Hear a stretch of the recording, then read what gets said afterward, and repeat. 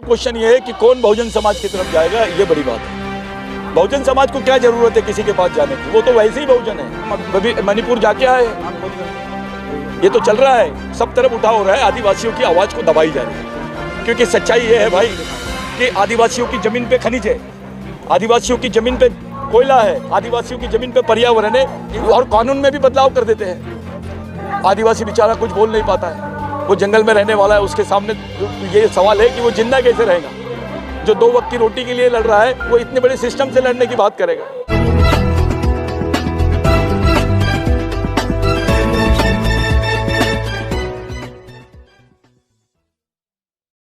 Sir 2024 में क्या लग रहा है आपको? एक तरफ इंडिया है, दूसरी तरफ एनडीए है, और अखिलेश यादव तेजस्वी यादव अलग खिचड़ी बना रहे हैं। क्या लग रहा है ऐसे में बहुजन समाज किस ओर जाएगा? देखिए, ये जो बहुजन समाज किस ओर जाएगा ये क्वेश्चन है ही नहीं।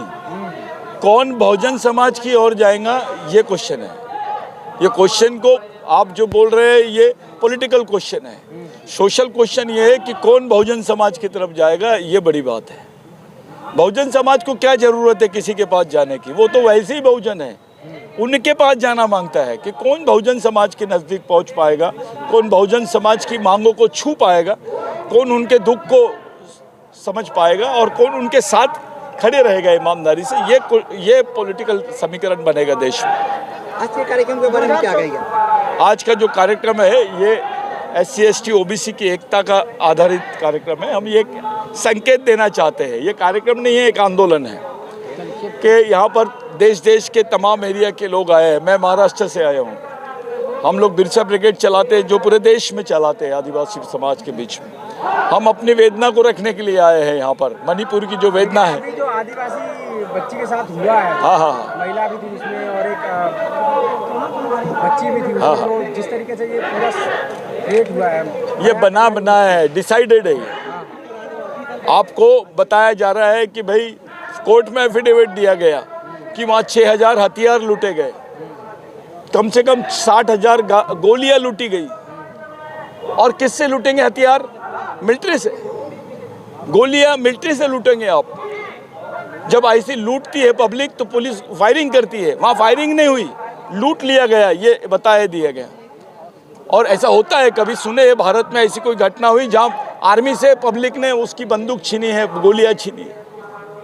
ये तो साफ दिखाई दे रहा है कि गवर्नमेंट ने, अगर ये स्टेटमेंट जा रहा है तो कोई ना कोई है उनको जो गोलियां प्रदान किया है, जो उनको हथियार प्रदान किया, और वो उसके बदले में लोगों को मार रहे हैं। अभी तक के 300 लोग मारे गए हैं और 300 लोगों के साथ साथ लाख के ऊपर लोग विस्थापित हो गए हैं। कोई बात नहीं कर रहा है उनके बारे में, कोई मुंह नहीं खोल रहा है। केवल वो बच्ची का जो ये आया है लोगों के बीच में सोशल मीडिया में, वो जो नग्न ये आई है उसकी अवस्था है, उससे लोग यहाँ पर ये हो गए, रिएक्ट हो गए।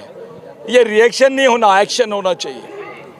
और जो ये लोग 5वीं अनुसूची 6वीं अनुसूची क्षेत्र के आदिवासियों पर जो UCC लागू करना चाहते हैं, यूनिफॉर्म सिविल कोड लागू करना, प्रधानमंत्री जी ने कहा बख्शे नहीं जाएंगे दोषी जितने। ये तो डायलॉग है। उन्होंने दुख जताया। भैया अमिताभ बच्चन भी पिक्चर में यही बोलते हैं, बख्शे नहीं जाएंगे।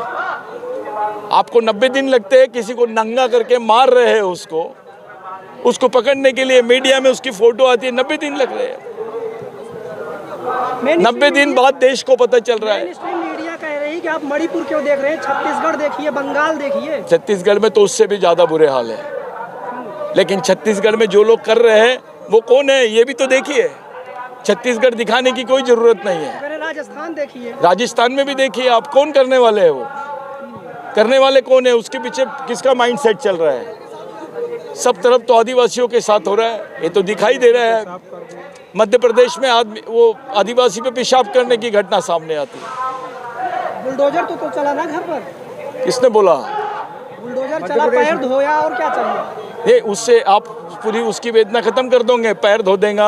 अभी वो लड़की मर गई, अभी उसकी कफन बना देना, बिल्कुल बढ़िया प्लास्टर करके उसकी कब्र बना देना। आदिवासी खामोश क्यों है? खामोश कहाँ है? मणिपुर के आदिवासी के साथ घटना होती है, मध्य प्रदेश और तमाम छत्तीसगढ़ जितने भी देश में आदिवासी बहुल क्षेत्र सब तरफ प्रतिक्रिया चालू हो गई है, सब तरफ लोग बोल रहे हैं।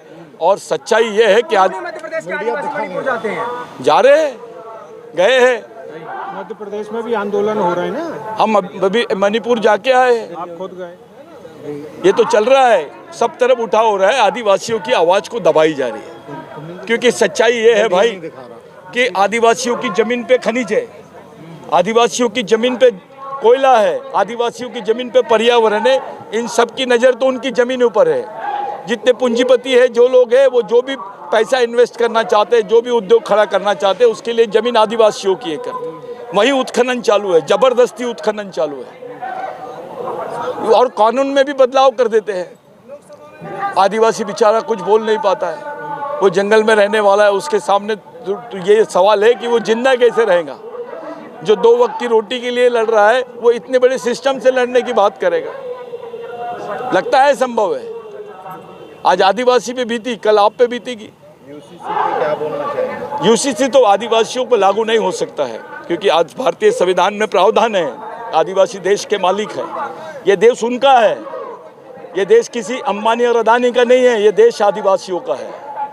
और यूसीसी पे जो बात की जा रही है, प्रावधान है आर्टिकल 13(3)(c) में कि यहाँ पे संविधान में संशोधन करने के बाद भी आप आदिवासी क्षेत्र में हस्तक्षेप नहीं कर सकते, उनकी संस्कृति, उनकी परंपरा, उनकी रूढ़ी में आप हस्तक्षेप नहीं कर सकते, जिसको नॉन जुडिशियल राइट्स बोलते हैं। देश में संविधान बनने के पहले से ये मान्यता आदिवासियों को मिल गई थी। देश बाद में आज़ाद हुआ, आदिवासियों ने तो आज़ादी पहले कर ली थी, देश को जीत गए।